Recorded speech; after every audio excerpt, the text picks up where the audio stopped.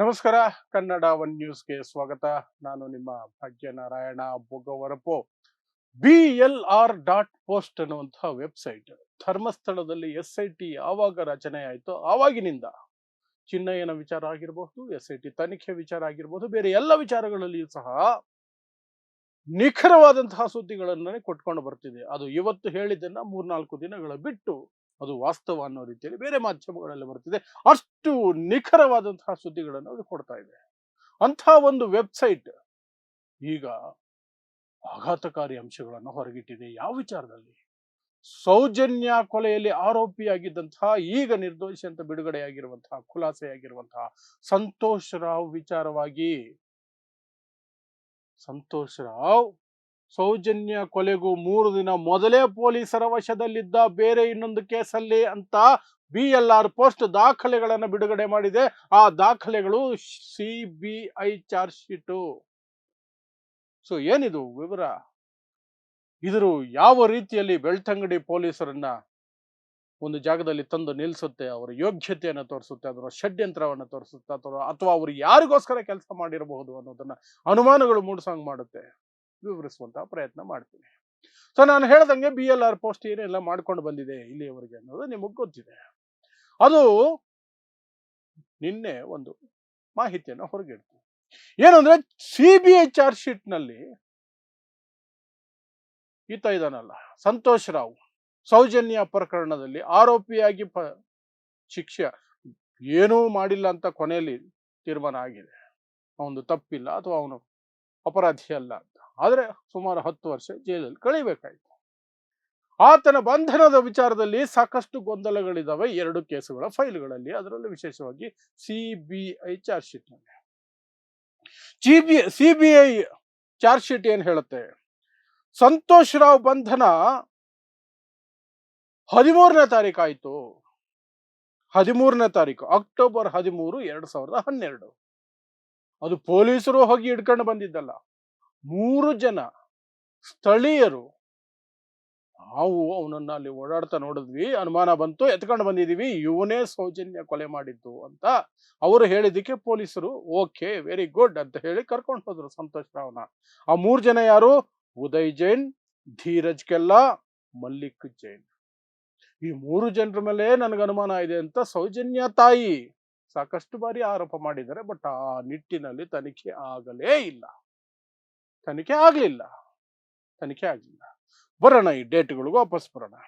ಈಗ ಸೌಜನ್ಯ ಕೊಲೆ ಆಗಿದ್ದು ಯಾವತ್ತು? 9ನೇ ತಾರೀಕು ಅಕ್ಟೋಬರ್ 9, 2012. ಸಂಜೆ ಬಸ್ಸಿಂದ ಇಳಿದು ಮನೆಗೆ ಹೋಗೋ ದಾರಿಯಲ್ಲಿ ನಾಪತ್ತೆ. ರಾತ್ರಿ ಎಲ್ಲ ಹುಡುಕಿದ್ರೆ ಬೆಳಗ್ಗೆ ಹೆಣ ಸಿಕ್ತು, ಅರೆಬೆತ್ತಲೆ ಪರಿಸ್ಥಿತಿಯಲ್ಲಿ. ಏನೇನೋ ಆಗಿತ್ತು. ಆ ನಂತರ ಬೆಳ್ತಂಗಡಿ ಪೊಲೀಸರು ಅವ್ರ ಮೇಲೆ ಸಾಕಷ್ಟು ಆರೋಪಗಳಿದೆ. ಸೌಜನ್ಯ ಒಳ ಉಡುಪಿನ ವಿಚಾರದಿಂದ ಹಿಡಿದು ಬೇರೆ ಎಲ್ಲ ಅವರ ತನಿಖೆ, ಇಡೀ ತನಿಖೆನೇ ಅನುಮಾನಾಸ್ಪದವಾಗಿದೆ. ಯಾರದೋ ಇಶಾರೆಯ ಮೇರೆಗೆ ಕೆಲಸ ಮಾಡಿದರೆ, ಗುಲಾಮಗಿರಿಯಾಗಿ ಕೆಲಸ ಮಾಡಿದರೆ ಅನ್ನೋ ಆರೋಪಗಳು ಬಹಳಷ್ಟಿದಾವೆ ಅವ್ರ ಮೇಲೆ, ಅವ್ರ ತನಿಖೆಯಲ್ಲಿ. ಈಗ ಡೇಟ್ಗಳಲ್ಲಿ ಗೊಂದಲ. ಯಾಕೆ ಅಂದ್ರೆ CBI ಚಾರ್ಜ್ ಶೀಟ್ ಹೇಳೋ ಪ್ರಕಾರ 13ನೇ ತಾರೀಕು ಆತನನ್ನು ಬಂಧಿಸಿದ್ರ ಬೆಳ್ತಂಗಡಿ ಪೊಲೀಸರು ಸೌಜನ್ಯ ಕೇಸ್ ವಿಚಾರದಲ್ಲಿ. ಅದೇ ಪೊಲೀಸ್ ರೆಕಾರ್ಡ್ಸ್ ಅಲ್ಲಿ ಕೆಲವು ದಿನಗಳ ಹಿಂದೆ ಕೊಲೆ ಆಗಿತ್ತಲ್ಲ, ಸೆಪ್ಟೆಂಬರ್ 29, 2012. ಆವತ್ತು ಯಮುನಾ ಸಾಫಲ್ಯ ಮತ್ತು ನಾರಾಯಣ ಸಾಫಲ್ಯ ಅನ್ನುವಂಥ ಅಣ್ಣ ತಂಗಿಯ ಕೊಲೆ ಆಗಿತ್ತು. ಅವರಿಬ್ಬರು ಕೊಲೆಯಾಗಿತ್ತು. ಆ ಪ್ರಕರಣದಲ್ಲಿಯೂ ಸಹ ಈತನನ್ನ ವಿಚಾರಣೆ ನಡೆಸಬೇಕು ಅಂತ ಅಕ್ಟೋಬರ್ 6ನೇ ತಾರೀಕು, ಅಕ್ಟೋಬರ್ 6, 2012 ಸಂತೋಷ್ ರಾವ್ನನ್ನ ಬೆಳ್ತಂಗಡಿ ಪೊಲೀಸರು ವಶಕ್ಕೆ ಪಡೆದಿದ್ದರು. ಅವ್ರ ರೆಕಾರ್ಡ್ಸ್ ಹೇಳ್ತಿದೆ. ಅಕ್ಟೋಬರ್ 6ನೇ ತಾರೀಕು ಈ ಯಮುನಾ ಮತ್ತು ನಾರಾಯಣ ಅವರ ಕೊಲೆಯಲ್ಲಿ ವಶಕ್ಕೆ ಪಡೆದಿದ್ದಂತಹ ವ್ಯಕ್ತಿ 9ನೇ ತಾರೀಕು ಸೌಜನ್ಯನ ಕೊಲೆ ಮಾಡಿ ರೇಪ್ ಮಾಡಿದ್ದಾನೆ ಅಂತ ಹೇಗೆ ಬಂಧಿಸಿದ್ರು? ಅಲ್ಲಿ ಅನುಮಾನಗಳು ಬರ್ತವೆ. ಈ ದಿನಾಂಕಗಳು police records versus CBI charge sheet ಇದರಲ್ಲಿ ಬರ್ತಿರುವಂತಹದ್ದು. ಹಾಗಾದರೆ ಇದರಲ್ಲಿ ವಾಸ್ತವ ಏನು ಷಡ್ಯಂತ್ರ, ಏನು ವಿಚಾರ? ಯಾರಿಗೂ ಗೊತ್ತಿಲ್ಲ. ಬೆಳ್ತಂಗಡಿ ಪೊಲೀಸರು ಮಾಡಬಾರದನ್ನು ಮಾಡಿದ್ದಾರೆ ಸೌಜನ್ಯ ಪ್ರಕರಣದಲ್ಲಿ ಅಂತ ಹೋರಾಟಗಾರರು ಆರೋಪಿಸ್ತಾರೆ. ಸಾಕಷ್ಟು ಜನ ಆರೋಪಿಸ್ತಾರಲ್ಲ, ಆ ಆರೋಪಗಳಿಗೆ ಪುಷ್ಟಿಯಾಗಿ ಸಾಕ್ಷಿಯಾಗಿ ಈ ದಿನಾಂಕಗಳಲ್ಲಿರುವಂತಹ ಗೊಂದಲನೇ ನಿಮಗೆ ಸ್ಪಷ್ಟಪಡಿಸ್ಬಿಡುತ್ತೆ. ಗೊಂದಲ ಅಂತ ಕರೀತಿರೋ, ಷಡ್ಯಂತ್ರ ಅಂತ ಕರೀತಿರೋ. ಹಾಗಾದ್ರೆ ಈ CBI ಚಾರ್ಜ್ ಶೀಟ್ ಪ್ರಕಾರ ಹೋಗೋದಾದ್ರೆ ಸೌಜನ್ಯ ಪ್ರಕರಣದಲ್ಲಿ ಅರೆಸ್ಟ್ ಆಗೋದಕ್ಕೆ 3 ದಿನ ಮೊದಲೇನೆ ಯಮುನಾ ಮತ್ತು ನಾರಾಯಣ ಇವರ ಕೊಲೆಯಲ್ಲಿ ಪೊಲೀಸರ ವಶದಲ್ಲಿ ಸಂತೋಷ್ ರಾವ್ ಇದ್ದ. ಕ್ಲಿಯರ್ ಕಟ್ ಕೇಸ್ ಇದು. ಹಾಗಾದ್ರೆ ಏನ್ ನಡೆಯಿತು? ಯಾರ ಆದೇಶದ ಮೇರೆಗೆ ಇಂತಹವೆಲ್ಲ ನಡೀತವೆ ಧರ್ಮಸ್ಥಳದಲ್ಲಿ? ಯಾರಿಗಿದೆ ಆ ಮನಸ್ಥಿತಿ? ಯಾರಿಗಿದೆ ಆ ಹತೋಟಿ? ನಿಮಗೆ ಗೊತ್ತು. ಸೊ ಅಲ್ಲಿಗೆ ಸೌಜನ್ಯ ಪ್ರಕರಣದಲ್ಲಿ ಯಾವ ರೀತಿಯ ತನಿಖೆಯನ್ನ ಬೆಳ್ತಂಗಡಿ ಪೊಲೀಸರು ಮಾಡಿದ್ರು, CBI ಯಾವ ರೀತಿ ಮಾಡಿತು, CBIಗೆ ಇದು ಕಂಡು ಬಂದ ತಕ್ಷಣ CBI ಏನ್ ಮಾಡಿತು? ಏನು ಮಾಡಿಲ್ವಲ್ಲ. ಅವ್ರ ರೆಕಾರ್ಡ್ಸ್ ಅಲ್ಲಿ ಈ ರೀತಿ ಇದೆ. ಅವ್ರೇನ್ ಬೇರೆ ರೆಕಾರ್ಡ್ಸ್ ನೋಡಿರಲ್ವಾ? ಸಂತೋಷ್ ರಾವ್ 3 ದಿನಗಳ ಹಿಂದೆ ವಶದಲ್ಲಿದ್ದ ಪೊಲೀಸರ ವಶದಲ್ಲಿ ಅನ್ನೋದು ಗೊತ್ತಾಗಿರಲ್ವಾ? ಗೊತ್ತಾದ ನಂತರವೂ ಸಹ CBI ಏನ್ ಮಾಡ್ತು? ಹಾಗಾದ್ರೆ ಏನು ಮಾಡ್ಲಿಲ್ಲ. ಹಾಗಾದ್ರೆ ನಡೆದಿರ್ಬೇಕಲ್ವಾ? ಅದೆಂಗ್ ಹೊರಗೆ ಬರೋದು? SIT ಇಂದ ಬರಬೇಕು.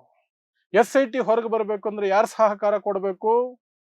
ಸರ್ಕಾರ ಸಹಕಾರ ಕೊಡಬೇಕು. ಸರ್ಕಾರ ಅಂದ್ರೆ ಮುಖ್ಯವಾಗಿ ಯಾರು ಕೊಡಬೇಕು? ಮಾನ್ಯ ಪರಮೇಶ್ವರ್ ಅವರು ಕೊಡಬೇಕು, ಗೃಹ ಮಂತ್ರಿಗಳು. ಅವ್ರು ಕೊಡ್ತಾರ? ಅವರ ಹೇಳಿಕೆಗಳನ್ನ ನೆನಪಿಸ್ಬಿಟ್ಟು ನಾನು ಮುಗಿಸ್ತೀನಿ. ಅವ್ರ ಸಹಕಾರ ಇರುತ್ತಾ ಇರಲ್ವಾ ಅಂತ.